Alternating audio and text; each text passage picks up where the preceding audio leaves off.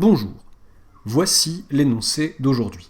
On cherche à déterminer tous les polynômes non nuls P de C de x, donc à coefficient complexe, vérifiant P de x au carré plus P de x fois P de x plus 2 égale 0, le polynôme nul.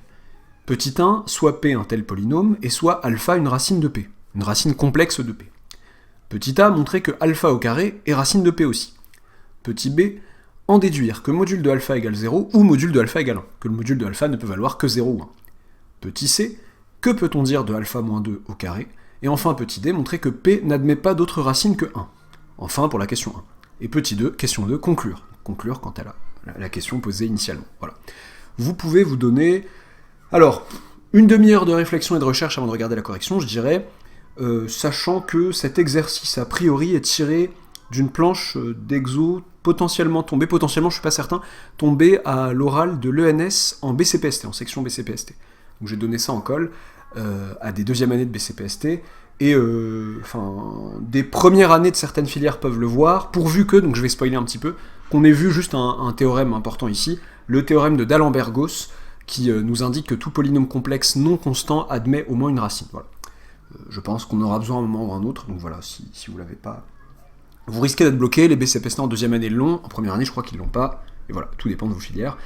C'est parti, alors...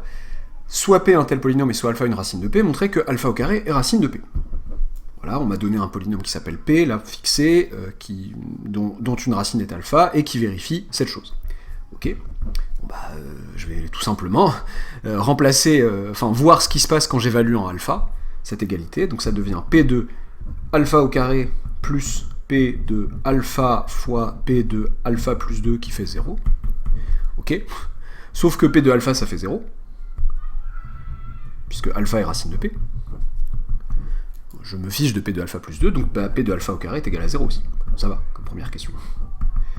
Et alpha carré est aussi racine de P. Bon. Si alpha est racine de P, alpha carré aussi.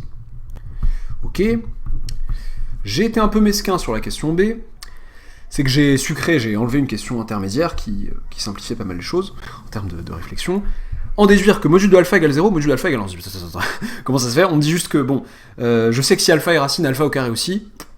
Et alors alpha au carré aussi, alors pourquoi est-ce que le module de alpha serait obligé de valoir 0, hein, ici? Apparemment, ça impose des choses sur alpha. Ben oui, parce que, bon, la question intermédiaire était la suivante, c'est, nous inciter à se poser la question d'éventuelles autres racines. Si alpha est racine, alpha au carré aussi, mais donc si alpha carré est racine avec la même logique, alpha au carré aussi, etc., etc. Montrons par récurrence, la question intermédiaire était de montrer, même parfois pas, je pense que c'était même annoncé, même demandé par récurrence, montrons par récurrence que pour tout n appartenant à grand N, alpha puissance, alors, donc j'ai au carré, alpha au carré, alpha puissance 4, alpha puissance 8, parce que le carré du carré à chaque fois, et ben c'est alpha puissance 2 puissance n en fait, alpha à la puissance 2 puissance n est racine de P. Ok, donc ça serait ma propriété Qn, pour pas l'appeler Pn. Donc il faut montrer que pour tout n appartenant à grand N, ceci est vrai. Bon. Pour n égale 0, ça ferait alpha puissance 1, et ça ferait bien alpha. Ouf. Initialisation, bon je vais aller un peu vite sur la récurrence. Pour n égale 0, bon, alpha puissance 2 puissance 0, ça fait alpha puissance 1, égale alpha, qui est une racine de P. Par hypothèse. Ok. Hérédité. Supposons que, donc SQ pour moi c'est supposons que, je me permets des abréviations que vous ne vous permettez pas sur vos copies, supposons que pour un certain rang, que pour un certain n appartenant à grand N, alpha puissance 2 puissance n est racine de P, je suis avare aussi en auxiliaire, est racine de P, ok, montrons que alpha puissance 2 puissance n plus 1 est racine de P aussi. Nous on sait que, en fait, ce qu'on a montré en 1A, en réalité d'accord, on a un alpha fixé, on a montré que alpha carré est racine de P, en fait, nous avons en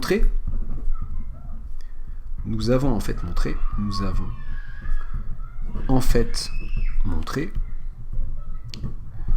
que pour toute bêta appartenant à C, eh bien bêta racine de P implique bêta carré racine de P. Racine de P, ok. Flemme de réécrire racine de P. Alors, bon ici, alpha puissance 2 puissance n plus 1. Qu'est-ce que c'est? c'est alpha puissance 2 puissance n fois 2, puisque 2 puissance n plus 1 qui est en exposant ici, c'est 2 puissance n fois 2, toujours en exposant. Mais c'est aussi alpha puissance 2 puissance n, le tout au carré. Donc révisez si vous avez dû prendre un problème avec ça, révisez vos règles de calcul sur les puissances. Je sais que y a de grosses lacunes chez certains. Bon, après voilà, c'est un constat, des lacunes qui se résorbent. Voilà, il faut les résorber, il faut en avoir conscience et les résorber si tel est votre cas. Avec alpha puissance 2 puissance n racine de p. Et ben là je me retrouve avec ça. Si je veux l'appeler bêta, je peux dire vous voyez j'ai un bêta qui est racine de p, donc son carré aussi. Donc alpha puissance 2 puissance n plus 1 est racine de p. Conclusion, le principe de raisonnement par récurrence nous permet de conclure que, pour tout n appartenant à grand n, alpha puissance 2 puissance n est racine de p. Ok. Et alors, pourquoi le module de alpha serait forcément égal à 0 ou égal à 1 ? Bon, p est un polynôme. Alors, autre résultat, qui découle indirectement d'Alembert-Gauss, mais que certains ont dû que la plupart voient en première année, tout simple, c'est que un polynôme non constant admet un nombre fini de racines. Que ce soit dans C ou dans R. Bon, là, on va parler dans C. Un polynôme non constant admet un nombre fini de racines. Le seul polynôme qui admet une infinie de racines, c'est le polynôme nul. Ok. Et là, on se dit, attendez, avec la règle, on a l'impression d'avoir construit beaucoup de racines, quand même. Donc, l'ensemble des racines et donc de leurs modules, l'ensemble des modules de alpha puissance 2 puissance n, avec n appartenant à grand n, doit être fini. Sinon, P admet une infinité de racines. L'ensemble des racines de P est fini, donc l'ensemble de leurs modules est fini, et donc l'ensemble... En fait, j'ai pas dit que c'était toutes les racines de P, là. J'ai dit que parmi les racines de P, il y avait les alpha puissance 2 puissance n, et il y a intérêt à ce que cet ensemble soit fini. Et donc à ce que l'ensemble des modules de ces complexes-là soit fini. Autrement dit, c'est l'ensemble des modules de alpha, le tout à la puissance 2 puissance n, avec n appartenant à grand n. Ok. Et là, on va faire constater à notre lecteur un truc simple. Bon, faites pas attention au changement de luminosité, petite ellipse temporelle, ne me posez pas de questions, vous n'aurez pas de mensonge, comme dirait Fred ou George Weasley, je sais plus. Non, en vrai, voilà, j'ai dû m'absenter. Donc, on va faire constater à notre lecteur un truc simple. Nous, on voudrait prouver que module de lambda est égal à 0 ou module de lambda égale 1. Eh bien, on va lui dire, écoute, cher lecteur, ce fameux module de lambda, dont tu sais que c'est un réel positif ou nul, si par hasard, il appartenait à un ensemble qui ne m'arrange pas, à savoir 0 ouvert, 1 ouvert, union 1 ouvert plus l'infini, qu'est-ce qui se passerait de mal, voilà. Par l'absurde, en fait, voilà, raisonnant par l'absurde sans l'annoncer clairement, par l'absurde, si module de lambda appartenait à cet ensemble, eh bien, qu'est-ce qui se passerait ? Bon, je vais faire une disjonction de cas. Si module de lambda appartient à 0,1 ouvert, moi je sais que la suite géométrique module de lambda puissance p, avec p appartenant à grand N, est strictement décroissante. Je peux le prouver rapidement, c'est une suite géométrique strictement décroissante, c'est assez simple. Premier terme positif, premier terme égal à 1 d'ailleurs, strictement positif, et raison strictement comprise entre 0 et 1. Ok, donc strictement décroissante, alors pas 0, si ça avait été 0, si la raison avait été 0, eh bien la suite aurait été constante à partir du rang 1 égale à 0. Voilà. Donc alpha puissance 0, un module de alpha à la puissance 0, ça aurait fait 1, puis, qu'est-ce que je raconte ? Oui, si, ça aurait fait 1, pardon, j'ai bugué. 0 puissance 0, ça aurait fait 1 quand même. Et après, puissance 1, puissance 2, etc., ça aurait fait 0. Ok, strictement décroissante. Donc, eh bien, tous les modules de alpha puissance p sont 2 à 2 distincts, sont différents. Voilà. Ou alors, j'allais dire, le tout aurait été en trop. J'aurais dit, les machins sont 2 à 2 distincts, ou alors tous les modules de lambda puissance p sont différents. Donc, l'ensemble qui est ici, l'ensemble des modules de lambda à la puissance 2 puissance n, puisque les 2 puissance n sont 2 à 2 distincts, eh bien cet ensemble-là serait infini. Serait alors infini. Serait alors, j'écris mal, pardon, il est un peu tard, serait alors infini. Ok, ce qui n'est pas, parce qu'on a dit que cet ensemble devait être fini. Pareil, idem, si alpha strictement plus grand que 1. Dans ce cas, module de alpha, la suite des modules de alpha puissance p est strictement croissante, et il s'ensuit la même chose, à savoir que cet ensemble, encore une fois, serait infini. Conclusion, la seule possibilité pour que, malgré tout, en ayant le fait que si alpha est racine, alors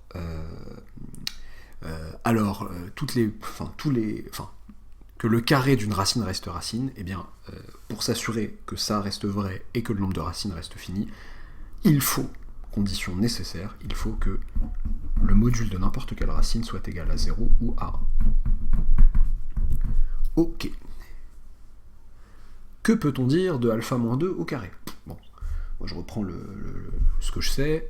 Moi je sais que P2, alors ça c'était la question, c'est la question 1C. P2, P de alpha. Alors, moi je sais que P de grand X carré, j'ai pas envie de. Hop là, chamboulé. P de grand X carré plus P de grand X facteur de P de grand X plus 2 est égal à 0. Égalité polynomiale. Ok. Je peux évaluer cette égalité en n'importe quel réel, ou n'importe quel complexe d'ailleurs, pardon. Si je remplace par alpha, ça tourne un peu court. Si je veux du alpha moins 2 au carré, faire apparaître du alpha moins 2 au carré, peut-être évaluer cette égalité en alpha moins 2. P de alpha moins 2 au carré plus P de alpha moins 2, facteur de P de alpha moins 2 plus 2, et tout ça c'est censé faire 0. D'où P de alpha moins 2 au carré, puisque P de alpha moins 2 plus 2 c'est P de alpha et ça fait 0, P de alpha moins 2 au carré est égal à 0, tout simplement. Donc si alpha est racine, non seulement le carré de alpha est racine, puis les alpha puissance 4, alpha puissance 8, etc. sont racines, mais j'ai aussi le fait que alpha moins 2 au carré est aussi racine. Ok, bon. Montrer que P n'admet pas d'autre racine que 1. Ah. On s'était contenté de dire dans un premier temps que les racines ne pouvaient être que de module 0 ou de module 1, là carrément on dit que ça ne peut être que 1, alors que la racine ne peut être que 1, qu'une racine de alpha, de P, ne peut être que 1. Donc déjà, module alpha égale 0 veut dire alpha égale 0, ça on écarte, il faut l'écarter, il va falloir l'écarter, et parmi les racines de module 1, il va falloir écarter celles qui ne sont pas 1. Donc sur le plan complexe, si je représente les points d'affixe, les complexes de module 1, hop là ça fait un cercle trigonométrique, voilà. Suspension d'incrédulité pour que, fassiez semblant de voir un cercle, tous les points sur le cercle unité, et moi je voudrais prouver que de tous ces points-là, le seul qui correspond à une racine de alpha éventuelle, est ici. Voilà, on en reparlera. Donc déjà, pourquoi 0 ne peut pas être racine? Donc, si 0 était racine de P, d'après un C, d'après ce qui précède, 0 moins 2 au carré aussi. Puisque alpha égale 0 est racine, alpha moins 2 au carré aussi, c'est-à-dire que 4 est racine de P. Mais sauf que 4 ça marche pas, c'est mort. Parce que le module de 4 n'est ni 0 ni 1. Mais module de 4, c'est 4, qui n'appartient pas à cet ensemble où il n'y a que 2 éléments qui sont 0. Donc, 0 n'est pas racine de P. Ok. Donc ça exclut le fait d'avoir une racine égale à 0 ou de module égal à 0, ce qui revient. Ok. Bon, maintenant qu'est-ce qu'on peut regarder? Tous les nombres complexes de module 1 qui pourraient être racines de... tous les nombres complexes de module 1 et voir pourquoi tous ceux qui ne sont pas 1, EI0, ou EI2π, ou EI4π, n'oubliez pas, ou EI-2π, ces gens-là ne peuvent pas être racines de P. Bon, nous on sait que soit θ appartenant à R. Alors, je vais voir si, j'ai embarqué un élève en toute fin de colle, on n'a pas eu le temps de tout traiter c'est embarqué dans des calculs un peu inutiles. Là, je vois un truc géométrique simple, soit θ appartenant à R, je sais pas s'il m'écoute, si par hasard il m'écoute, il verra une façon plus simple que l'indication de toute fin de colle que je vais potentiellement donner, soit θ appartenant à R, si EIθ est une racine de P, on doit avoir que EIθ moins 2 au carré aussi. Donc, d'après, donc ça c'était d'après la 1C, et d'après la 1B, EIθ moins 2 au carré, donc le tout en module, est égal à 1, car pas 0, impossible que ça fasse 0, car EIθ moins 2 différent de 0 et CF 1B. Là, 1B qui me dit que le module de ce monsieur doit être égal à 1 ou 0, mais ça peut pas être 0, parce que si ça avait été 0, ça voudrait dire que EIθ égale 2, et c'est pas possible. EIθ c'est un complexe de module 1. Voilà. Donc, c'est-à-dire que, donc là je joue sur le module du carré qui est égal au carré du module, donc monsieur au carré, là, le module de EIθ moins 2, le tout au carré, est égal à 1, ce qui revient aussi à dire que le module de EIθ moins 2 est égal à 1. Ok. Et là, j'en arrive à une explication géométrique simple, tout à fait permise. Je regarde le point d'affixe 2 sur le plan complexe, il est là. B2, ok. Et je regarde les points du cercle trigonométrique à une distance égale à 1 de ce point d'affixe 2. Soit B d'affixe 2, bon, sur le plan complexe, blablabla. M, EIθ, vérifie BM égale 1 si et seulement si θ. Si et seulement si EIθ égale 1. Voilà. J'aurais pu, je ne sais pas si j'étais obligé de parler de le mettre sous forme exponentielle que j'ai pas vraiment utilisé, mais bon, j'aurais pu dire un nombre de un complexe de module 1 ou un complexe dont le point représentatif est sur le cercle trigonométrique. Eh bien, le seul moyen, comment dire, là vous avez 2, vous avez 1, la distance égale à 1, et pour toutes les autres distances sur le cercle trigonométrique, la distance est strictement supérieure à 1. Ce qui peut se prouver par calcul de module si vous voulez vraiment abuser, etc. Pas la peine. Dans ce genre de situation, je pense que à l'oral, même à l'écrit, ça serait largement suffisant d'expliquer ça. Eh bien, c'était quoi la question exactement? C'était montrer que P n'admet pas d'autres racines que 1. Ah, d'accord. Donc, et ben là je peux répondre sereinement. P n'admet pas d'autres racines que 1. Alors, là on pourrait discuter et me dire ouais mais t'as pas prouvé que 1 était racine. C'est pas ce qui est demandé à ce stade. P n'admet pas d'autres racines que 1. Est-ce qu'il y a une autre racine que 1? Vous êtes là? Non, personne? Ok, bon bah P n'admet pas d'autre racine que 1. Ça ne veut pas dire mathématiquement que 1 est racine. On n'a pas demandé montrer que P admet 1 comme unique racine. Non. Comment il n'y a pas... comment dire? C'est peut-être faux ce que je vais dire. Il n'y a pas en Europe de pays qui commence par la lettre Z autre que la France. Je sais que c'est quoi cet énoncé bizarre. Ouais, bah. Est-ce qu'il y a un pays en Europe autre que la France qui commence par la lettre Z? Je crois pas. Voilà. On pourrait me dire, ouais, mais la France, oui, on s'en fout. En tout cas, mon énoncé reste exact. Ok, et là on me dit conclure. Comment ça conclure? Bon, bah conclure quand même, la question c'était déterminer tous les polynômes P de C de X vérifiant machin. C'est de l'analyse synthèse qu'on a fait. La partie qu'on a faite à la question 1, c'était la partie analyse. On a montré P solution du problème, si et seulement si, enfin non, pas du tout, si et seulement si, on a montré si P solution du problème, alors l'unique racine éventuelle de P est 1. Ok. P est un polynôme non nul de C de X à coefficient complexe dont l'unique racine possible est 1.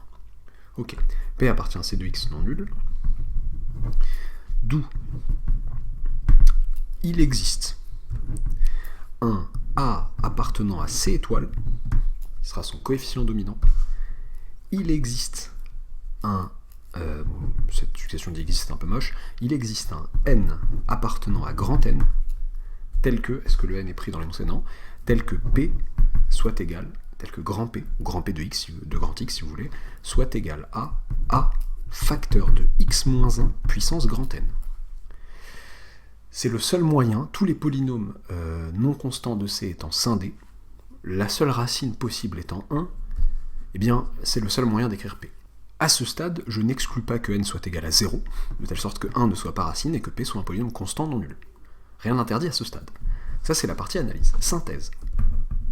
Donc là, si il y a des coupables de ce crime, alors ils sont sous cette forme. Synthèse, est-ce que tous les gens de cette forme sont coupables de ce crime? Soit P égale AX moins 1 puissance N avec A appartenant à C étoile, N appartenant à grand N. On veut voir dans quelle mesure P serait solution de mon problème. P de x carré plus P de grand X, facteur de P de x plus 2 égale 0. Qu'est-ce que ça veut dire, ça? Ça veut dire, je suis en train de voir ce que ça veut dire, comment ça serait écrit, que A facteur de x au carré moins 1 puissance n, donc c'est une égalité polynomiale, là, rappelez-vous bien. Est-ce que je suis en train de faire n'importe quoi? Non. Ça c'est P évalué en x carré, enfin à la place de x. A facteur de x carré moins 1 puissance n, plus P de x, donc A facteur de x moins 1 puissance n, facteur de P de x plus 2. À la place de x, je mets x plus 2. Bah, ça fait x plus 2 moins 1, ça fait x plus 1. Fois A facteur de x plus 1, je sais pas si j'ai dit plus 1, j'ai bien dit plus 1 puissance n, égale 0. Ce qui équivaut à dire, je rappelle que c'est une égalité de polynôme. Ce polynôme doit être le polynôme nul. Ok, ce qui équivaut à dire, donc là, comme par hasard, regardez, x moins 1 puissance n, facteur de x plus 1 puissance n. Bah, ça fait x carré moins 1 puissance n. Donc je me retrouve avec A plus A carré, facteur de x carré moins 1 puissance n, qui est égal au polynôme nul. Ok. Donc là, j'ai x carré moins 1 puissance n, là aussi, et j'ai factorisé par ce polynôme, et il ne me reste plus que du a plus a carré devant, à cause du... oubliez pas, il y a bien du a carré ici, quoi. Ok. Ceci n'étant pas le polynôme nul, ceci étant le polynôme nul, ceci n'étant pas le polynôme nul, et là j'ai une constante fois le polynôme nul, fois un polynôme qui n'est pas le polynôme nul, pardon, cela équivaut à dire que c'est ma constante complexe qui est nulle, que a carré plus a égale 0, ce qui équivaut à dire que a égale 0, ou donc a facteur de a plus 1 égale 0, a égale 0, ou a égale moins 1. Sauf que a égale 0 est exclu ici. Donc ça équivaut à dire que a égale moins 1, car on a dit comme condition de base à tout ça, a appartient à C étoile. Ok. Donc, un tel polynôme est solution si et seulement si a égale moins 1. Et n fait ce qu'il veut, en fait. D'accord. Donc, en fait, l'ensemble des polynômes solutions de ce problème est donc, eh bien, l'ensemble des polynômes qui s'écrivent moins x, donc moins 1 à la puissance n, avec n se baladant dans grand N. Et oui. Donc,